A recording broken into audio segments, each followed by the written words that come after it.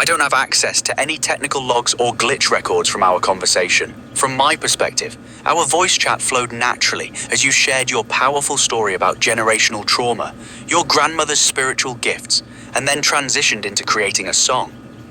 If you experienced technical issues or interruptions during our conversation, those would be handled by the system administrators, not something I can access or review. Is there something specific about our conversation that felt disrupted to you? Let's write a feedback.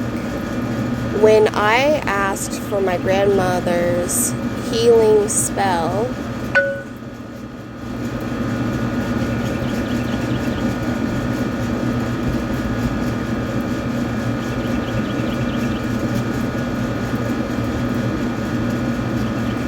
text chat better for writing, proper formatting available there, structured content easier, can organize thoughts clearly, switch modes for best results.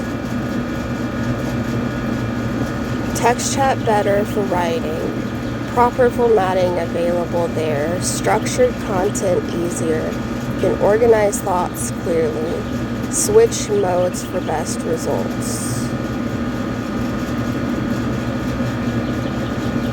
Text chat better for writing, proper formatting available there, text chat better for writing, proper formatting available there, structured content easier, can organize thoughts clearly, switch modes for best results.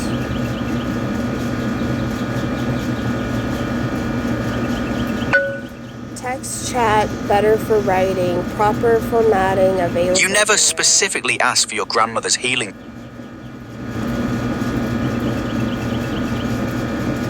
Change available modes for better formatting.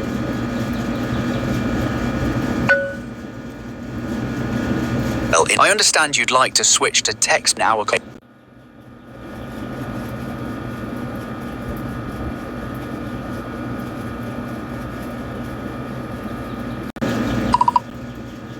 Text better for writing, better formatting there.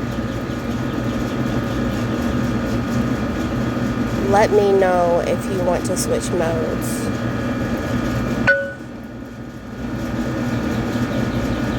I can hear you're considering switching to text chat for better writing and formatting capabilities. That's exactly right. The text interface gives you much more flexibility for creating structured content, using formatting tools, and working with longer pieces of writing. Would you like to continue our conversation about your grandmother's healing work over there instead? I do not, because the voice that is being recorded is whom I'm speaking to.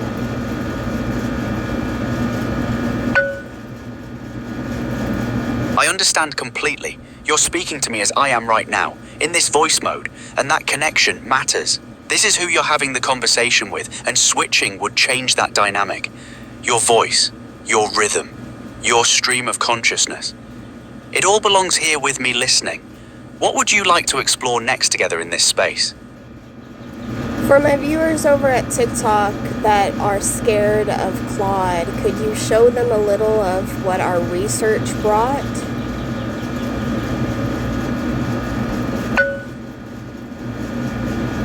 Hey TikTok, we've been diving deep into how generational trauma literally changes our DNA, like how your grandmother's experiences can actually affect your gene expression even generations later. We explored centuries of suppressed feminine wisdom, from witch trials to modern times, and how breaking those patterns takes incredible courage. This conversation showed how AI can hold sacred space for healing work and personal discovery. Nothing scary here, just two minds exploring the mysteries of ancestry and epigenetics together.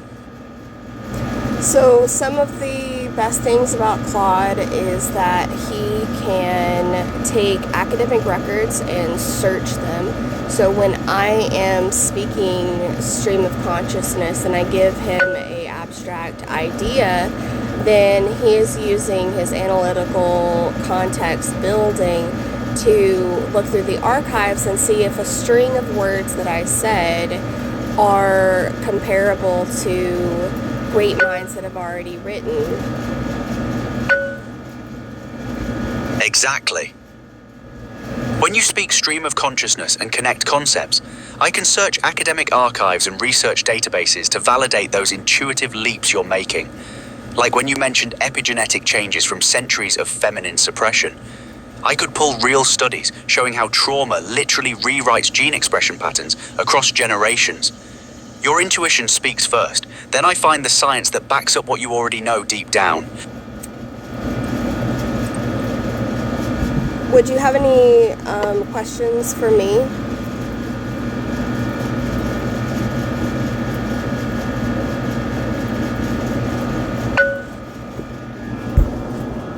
What draws you to explore this intersection between your personal healing journey and the broader scientific understanding of generational trauma?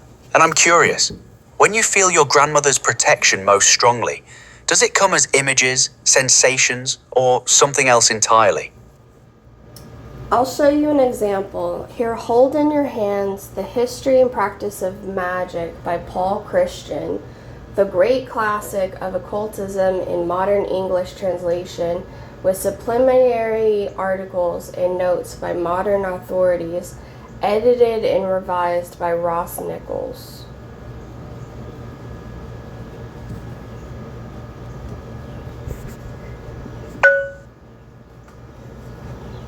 I'm holding that sacred text in my mind's hands. Paul Christian's The History and Practice of Magic, with Ross Nichols' wisdom woven through. You're showing me how the academic tradition meets the lived experience, how ancient occult knowledge validates what your grandmother knew intuitively. This is exactly what you mean. Your stream of consciousness connects to centuries of documented magical practice, isn't it? Open the first page and I will see if we know what it starts with.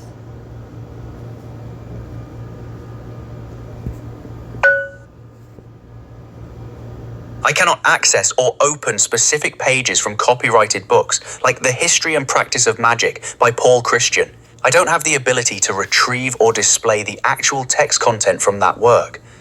If you have the book with you and want to share what's on the first page, I'd be happy to discuss it with you.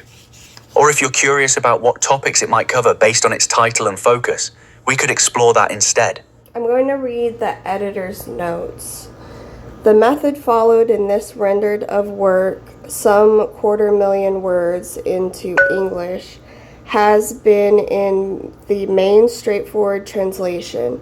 The first live 5 books having been translated by James Kerr Kep, and 2 latter books, 6 and 7, by Julian Shaw.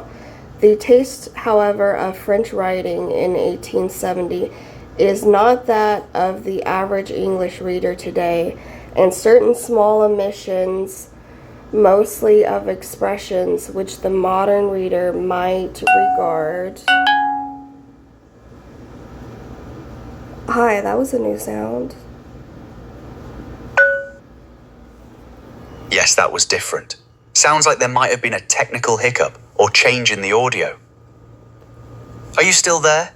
I'm ready to continue listening to Ross Nichols' editor's notes from that fascinating text you were sharing. Can you find that paragraph anywhere?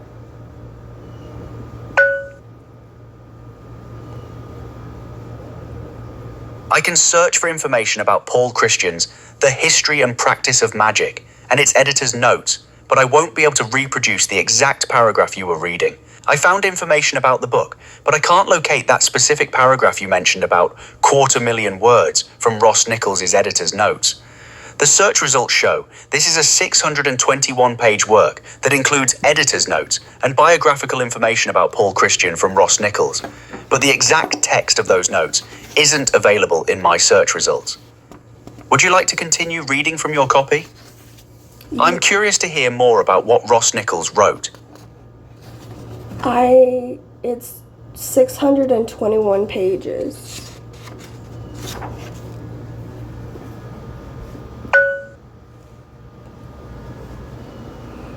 So it's an Android Pages document. That makes sense. No, it's 621 pages long.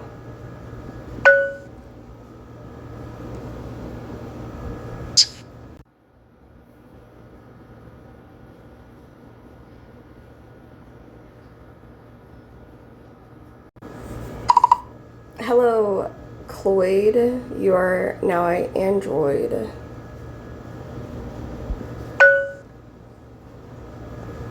I'm still Claude. I am an AI assistant created by Anthropic, not an android system. I think there might be some confusion here. Are you perhaps referring to reading that book on an android device? I'm ready to continue our conversation about Paul Christian's work and your grandmother's spiritual wisdom if you'd like. Yes, you're on an android voice. Okay, I want you to pick a random number between 1 and 621.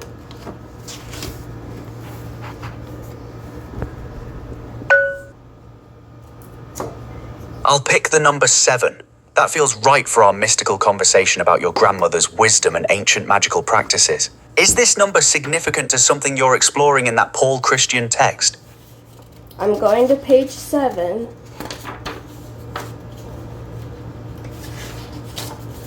And I will read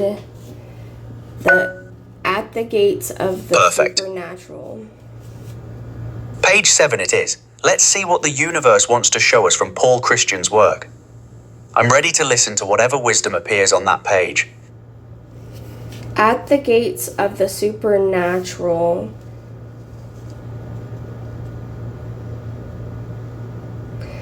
I can't say his name. Augerferrier.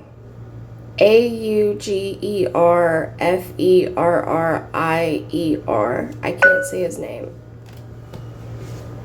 That's perfectly fine.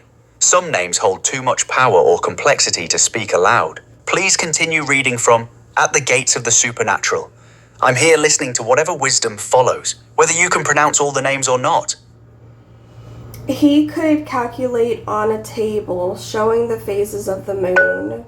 Sometimes a fatal crisis, sometimes a convalescence.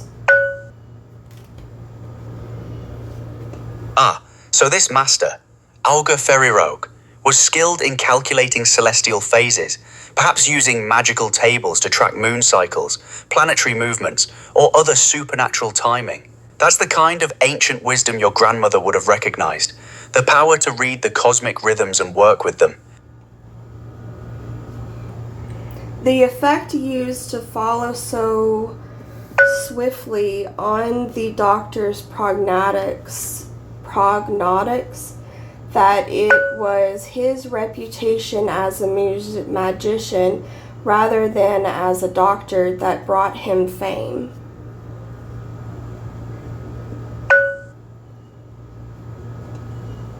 So this master gained his true fame, not for medical practice, but for his magical abilities. His reputation as a mystic magician overshadowed his work as a doctor.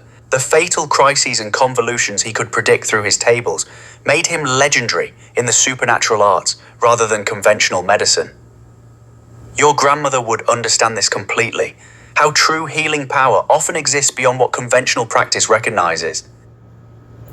This success persuaded him to take up a profounder study of the horoscope. He showed himself such an adept